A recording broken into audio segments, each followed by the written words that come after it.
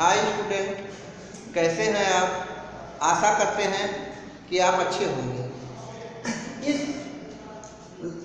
Corona महामारी के चलते जो आपकी क्लासें डिस्टर्ब हुई हैं, उसके लिए चंद्रभान सिंह इंटर कॉलेज इटवारा गौर बस्ती की तरफ से ऑनलाइन क्लासें प्रारंभ है, जिसमें मैं जितेंद्र कुमार आप लोगों के लिए फिजिक्स के कुछ क्लासें हम आप लोग के लेके आए हैं, जिसमें कक्षा 10 का जो पहला चैप्टर है प्रकाश, परावर्तन और अपवर्तन, परावर्तन तथा अपवर्तन, लाइट रिफ्लेक्शन एंड रिफ्लेक्शन। ठीक है, सबसे पहले रिफ्लेक्शन और रिफ्लेक्शन जानने से पहले हमको ये जानना होगा कि प्रकाश क्या है। तो प्रकाश आप जानते हैं कि कोई चीज़ अगर अंधेरे में होती है तो हमें स्पष्ट दिखाई नहीं देती है, जबकि अगर कोई चीज़ प्रकाश के सम्मुख होती है तो हमारी आंखों को दृष्टिगत करती है और हमारी आंखें, ठीक है, प्रकाश की सहायता से वस्तु को स्पष्ट देख सकती हैं। ऐसे में हम ये कह सकते हैं कि प्रकाश क्या है, एक ऊर्जा है। क्या है बेटा? प्रकाश एक ऊर्जा है जो हमें वस्तुओं को देखने में सहायक होती है। प्रकाश हमारी आंखों में पड़ती है, उसमें हमारी आंखों में संवेदना उत्पन्न हो जाती है, जिससे हमारी आंखों द्वारा कोई वस्तु, प्रकाश की उपस्थिति है, हम किसी वस्तु को देख सकते हैं। अगर हम बात करते हैं तो प्रकाश के कई स्रोत हैं। ठीक है, सोर्सेज ऑफ लाइट। पहला कौन सा सोर्स है? प्रदीप्त वस्तुएं। प्रदीप्त वस्तुएं वह वस्तुएं हैं जो जलकर प्रकाश उत्पन्न करती हैं, जैसे मोमबत्ती है, टार्च है, ये सब क्या है? प्रदीप्त वस्तुएं। वे वस्तुएं प्रकाश उत्पन्न करती हैं। अप्रदीप्त वस्तुएं, ये वस्तुएं स्वयं प्रकाश उत्पन्न नहीं करती हैं, जैसे चंद्रमा है। ये इन वस्तुओं को ऐसा लगता है कि प्रकाश उत्पन्न करती है, पर ये स्वयं प्रकाश उत्पन्न नहीं करती है। तीसरी जो है पारदर्शक वस्तुएं हैं। पारदर्शक वस्तुएं कैसी होती हैं? ऐसी वस्तुएं जिनसे प्रकाश आर पार पूरा निकल जाए, जैसे कांच। कांच से आप देखते होंगे कि अगर कोई कांच है तो इसमें से अगर कोई प्रकाश की स्रोत, अगर यहाँ से हम लोग क्या करते हैं, प्रकाश का कोई प्रकाश स्रोत द्वारा प्रकाश डालते हैं तो क्या होता है कि प्रकाश इस कांच के आर पार निकल जाती है। तो इसको हम क्या कहते हैं? पारदर्शक वस्तुएं। अगर हम बात करते हैं, अगला जो स्रोत है वो है अर्ध पारदर्शक वस्तुएं। अर्ध पारदर्शक वस्तुएं क्या होती है बेटा? अर्ध पारदर्शक वस्तुओं में प्रकाश पूरी तरह से इनको पार नहीं कर पाता है, यानी जब भी प्रकाश स्रोत से प्रकाश की किरणें इन वस्तुओं पर डाली जाती है तो प्रकाश का केवल कुछ हिस्सा ही इससे बाहर निकल पाता है, बाकी हिस्सा इससे बाहर नहीं निकल पाता है। क्या? जैसे हम कह सकते हैं तेल लगा कागज। ठीक है, तेल लगे कागज में जब हम प्रकाश किरणों को डालते हैं तो ऐसे में क्या होता है कि केवल कुछ किरणें ही बाहर निकल पाती हैं, बाकी सारी किरणें बाहर नहीं निकल पाती हैं। हम अगले स्रोत की बात करते हैं तो इसको हम क्या कहते हैं? अपारदर्शक। ठीक है, अपारदर्शक वस्तुओं में क्या होता है कि इन वस्तुओं में प्रकाश का कोई भी किरण आर पार नहीं हो पाता है। फिर से एक बार हम दोहरा दें, पहली जो वस्तुएं हैं प्रकाश की स्रोत तो है जो प्रदीप्त वस्तुएं हैं, इसमें से ये क्या करती हैं? एक प्रकाश स्रोत का काम करती हैं और ये प्रकाश उत्पन्न करती हैं। दूसरी क्या है? आप प्रदीप्त वस्तुएं ये प्रकाश उत्पन्न नहीं करती है। तीसरी जो है पारदर्शक वस्तुएं, जिनमें से प्रकाश की किरणें आर पार निकल जाती हैं। और चौथा जो है अपारदर्शक वस्तुएं, जिसमें प्रकाश की किरणों का कुछ अंश ही बाहर निकल पाता है। और अपारदर्शक वस्तुओं से बिल्कुल प्रकाश की किरण बाहर नहीं निकल पाती है। अब हम बात करते हैं कि प्रकाश के कौन कौन से गुण हैं। तो प्रकाश के कौन कौन से गुण हैं? तो पहला जो गुण है कि प्रकाश विद्युत तरंगों के रूप में चलती है। तरंगों के रूप में या विकिरण के रूप में चलती हैं, जिसमें माध्यम की कोई आवश्यकता नहीं होती है। मतलब अगर वायु हो या ना हो तब भी प्रकाश की किरणें आगे बढ़ती जाएंगी। दूसरा जो है, प्रकाश एक सरल रेखा में गति करती है। प्रकाश कैसी चलती है बेटा? एक सरल रेखा में गति करती है। अगर हमको किसी बगल की वस्तु को हमको देखना हो तो हम प्रकाश सीधे जलाते हैं तो हमको बगल की वस्तु दिखाई नहीं पड़ती है। कौन सी वस्तु हमको दिखाई पड़ेगी? जो वस्तु हमारे सम्मुख होगी वही वस्तु हमको दिखाई पड़ेगी, बगल की वस्तु हमको दिखाई नहीं पड़ेगी। क्यों नहीं पड़ेगी? क्योंकि जो प्रकाश की किरणें हैं वो सीधी रेखा में चलती है, ना कि बगल। वही अगर हम ध्वनि की बात करते हैं तो जब हम बोलते हैं तो हमारे बगल खड़ा हुआ व्यक्ति हमारी बात को सुन लेता है, लेकिन जब अगर हम प्रकाश किरणों की बात करते हैं तो प्रकाश किरणें सीधे निकल जाती हैं। फिर उसके बाद हम बात करते हैं कि अभी हमने बताया कि प्रकाश क्या होता है? विद्युत तरंगों के रूप में चलता है। मतलब अगर वायु हो या वायु ना हो, मतलब ये निर्वात में भी चल सकता है। अगर हम बात करते हैं निर्वात का मतलब होता है कि जहां हवा, वह स्थान जहां हवा ना हो, जहां वायु ना हो, उन्हें हम क्या कहते हैं? निर्वात। बिना वायु वाला स्थान। यहाँ हम देखते हैं कि जो प्रकाश की चाल होती है वो 3 × 10 की घाते 8 मीटर प्रति सेकंड होता है। फिर हम बात करते हैं दृश्य प्रकाश। दृश्य प्रकाश आप समझ सकते हैं, ऐसे प्रकाश जिसमें हम देख सकते हैं। दृश्य प्रकाश का जो तरंग दैर्घ्य होता है वो 3900 एंगस्ट्रॉम से लेकर 7800 एंगस्ट्रॉम होता है। आप जानते हैं कि जो प्रकाश होता है वो अनुप्रस्थ तरंगे होती हैं। अनुप्रस्थ तरंगे कुछ ऐसे करके चलती हैं, ठीक है। जिसमें आप देखते हैं कि कुछ तल उसका उभरा हुआ, कुछ भाग इसका उभरा हुआ है और कुछ भाग इसका नीचे। इसको जो उभरा हुआ है उसको श्रृंग और इसको जो नीचे हुआ है उसको घट कहते हैं। दो श्रृंगों के बीच की जो दूरी होती है वही आपकी क्या कहलाती है? तरंग दैर्घ्य।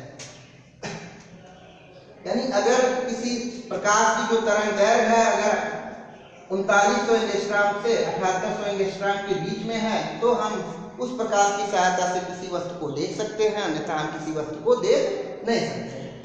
अगर हम अगले गुण की बात करें तो प्रकाश क्या है? परावर्तन, अपवर्तन, विवर्तन आदि गुण प्रदर्शित करता है। हम इन सब के बारे में, इन गुणों के बारे में हम आगे आने वाली वीडियो में हम आपको इसके बारे में बताएंगे। खैर, आगे जो हम बातें करते हैं वो प्रकाश का प्रिज्म द्वारा बड़ विक्षेपण होता है। प्रिज्म एक प्रकार की युक्ति होती है, कुछ ऐसे करके होती है। जब इस पे हम कोई श्वेत प्रकाश डालते हैं तो जो श्वेत प्रकाश होता है वो इस प्रिज्म द्वारा 7 रंगों में विभाजित हो जाता है, ठीक है। इन रंगों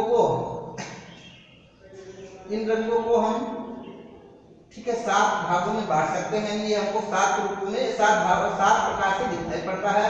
इसमें ऊपर वाला भाग जो होता है वो लाल और नीचे वाला भाग बैगनी होता है। बाकी इसके बीच और अन्य किरणें होती हैं, अन्य प्रकाश की किरणें होती हैं, जिनको हम आगे आने वाले वीडियो में आपको बताएंगे, ठीक है। यानी श्वेत प्रकाश का प्रिज्म के द्वारा 7 रंगों में बट जाना ही प्रकाश का बड़े विक्षेपण कहलाता है। अब बच्चों, अगला जो टॉपिक है हमारा वो है प्रकाश का परावर्तन, reflection of light. Reflection of light, आप इसको जानते हैं कि जब प्रकाश को किसी चिकने तल पर डाला जाता है तो प्रकाश की किरण पुनः, जैसे मान लीजिए कोई चिकना तल है या पालिशदार तल से आप समझ रहे हो कि ये तल पे क्या हुआ, पालिश किया हुआ हो। जैसे आप देखते हैं कि घरों में जो दर्पण लगा होता है वो एक पालिशदार होता है, आगे जो होता है वो परावर्तक तल होता है और दूसरा ऊपर वाला तल एक तल परावर्तक तल होता है और नीचे पालिश किया होता है। तो हम कहते हैं कि जब प्रकाश की किरण किसी पालिशदार तल पर, ये यहाँ समझ लीजिए, देखिए ये जो हमारा मान लीजिए कोई दर्पण है M1, M2, इसके एक सतह पर, मान लीजिए नीचे वाली सतह पर पालिश किया हुआ हो,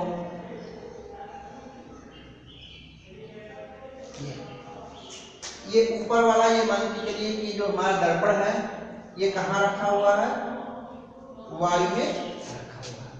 ठीक है बेटा, दर्पण हमारा कहाँ रखा हुआ है, वायु में रखा हुआ है। अब हम क्या करते हैं, किसी प्रकाश स्रोत द्वारा एक किरण हम दर्पण पर डालते हैं। ठीक है, जब प्रकाश किरण को दर्पण पर डालते हैं तो ये जो हमारी किरण होती है ये आपकी आपतित किरण, इस किरण को क्या कहते हैं, आपतित किरण। फिर क्या होता है कि ये जब इस तल पे गिरा तो फिर इसके बाद ये किरण पुनः वायु में क्या होगा, वापस चला जाएगा। ठीक है, इसको हम कहते हैं परावर्तित किरण। यानी जो किरण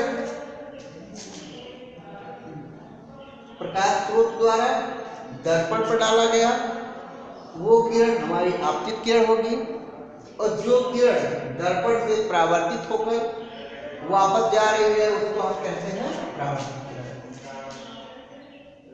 मान लीजिए आपतित किरण ए बी है, बी क्या है, ऐसा बिंदु है जिससे किरण परावर्तित हो रही है, इसलिए इस बिंदु को हम कहते हैं आपतन बिंदु। क्या कहते हैं बेटा, आपतन बिंदु। अब क्या किया जाता है कि अगर इस पर आपतन बिंदु पर एक काल्पनिक रूप से एक अभिलंब खींच दिया जाए, ये अभिलंब जो होगा वो दर्पण से 90 अंश का कोण बनाते हुए खींचा जाएगा, या इस तरह ये क्या होगा हमारा बेटा, अभिलंब।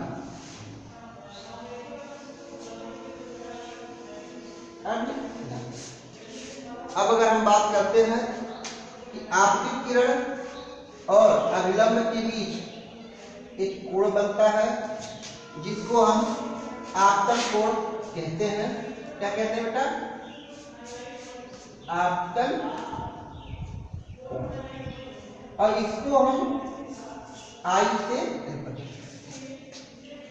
जो कोण परावर्तित किरण और अभिलंब के बीच बनता है, ठीक है, उसको हम परावर्तन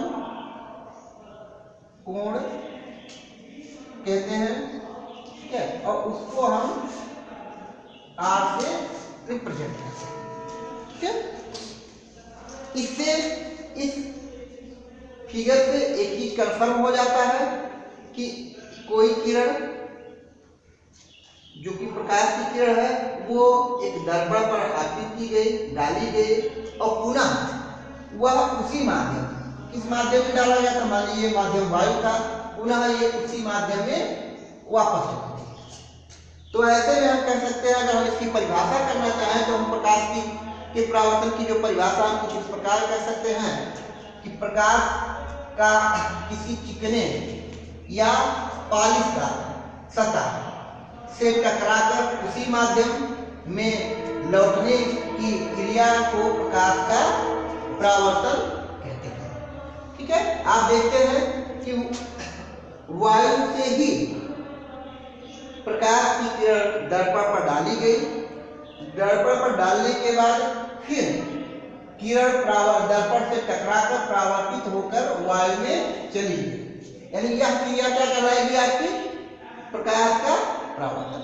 अब बात करते हैं प्रकाश के परावर्तन, प्रकाश परावर्तन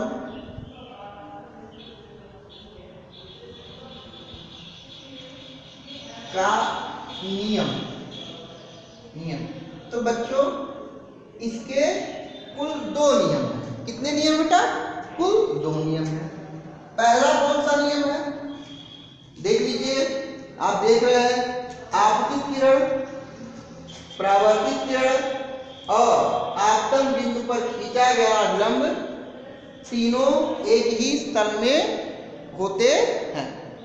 फिर से देख लीजिए बेटा, आपतित किरण, परावर्तित किरण तथा आपतन बिंदु पर खींचा गया लंब तीनों एक ही तल में होते हैं।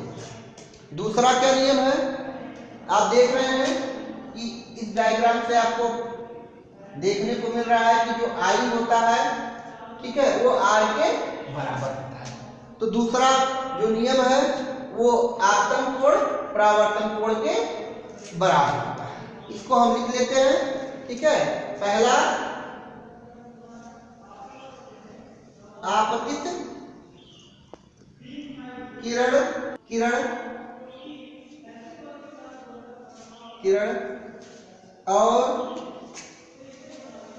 क्या है, आपतन बिंदु। आपतन बिंदु कौन सा है, आपतन बिंदु बी, और आपतन बिंदु पर खींचा गया अभिलंब। यहां अभिलंब कौन सा था, बी और एन। अभिलंब तीनों एक ही तल में होते हैं, जो कि आपको दिख रहा है। आपतित किरण, परावर्तित किरण तथा आपतन बिंदु पर खींचा गया लंब तीनों कहाँ है, एक ही तल में। दूसरा क्या, आपतन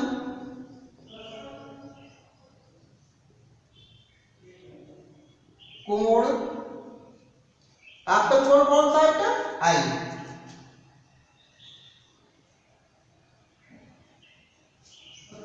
सदैव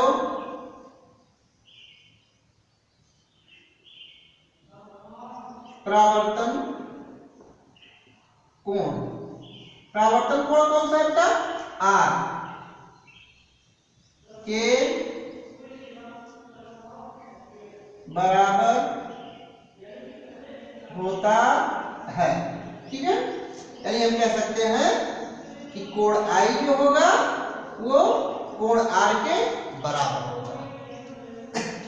जो आपको पढ़ाया गया है, आज आपने पढ़ा प्रकाश, और क्या पढ़ा, प्रकाश, प्रकाशिक स्रोत और प्रकाश के अपवर्तन। आप इन छुट्टियों में, ठीक है, इसको पढ़ते रहेंगे, नोट्स बनाते रहेंगे, दोहराते रहेंगे, ठीक है। समय समय पे आपको और भी वीडियो मिलती रहेंगी। अगर कोई क्वेश्चन है तो आप कमेंट बॉक्स में कमेंट करेंगे, अपने दोस्तों को शेयर करेंगे। और सबसे बड़ा आपको ध्यान देने वाली बात है कि आप इस कोरोना महामारी के जो आपका लॉकडाउन लगा हुआ है सरकार द्वारा, उसका आप पालन करेंगे, सोशल डिस्टेंसिंग रखेंगे और घर से आप जब बहुत ही आवश्यक हो तभी आप बाहर निकलेंगे, अन्यथा आप बाहर नहीं निकलेंगे। आप इसको पढ़ते रहिए, अगली वीडियो आपको जल्द ही मिल जाएगी। तब तक आप स्वस्थ रहिए, व्यस्त रहिए, मस्त रहिए।